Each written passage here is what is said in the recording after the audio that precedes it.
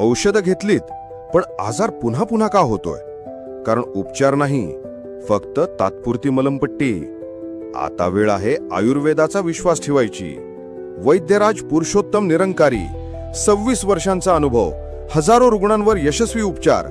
मूळव्याध, संधिवात, गुडघेदुखी, सर्व प्रकारचे कॅन्सर, अपचन व पचनतंत्र विकार, त्वचा व केसांचे आजार, पुरुष आणि स्त्री रोग अशा 150 पेक्षा अधिक आजारांवर आयुर्वेदिक उपचार.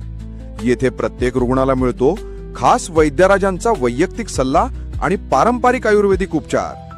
मी गेली 7 वर्ष मूळव्याधाच्या वेदनांमध्ये त्रस्त होते.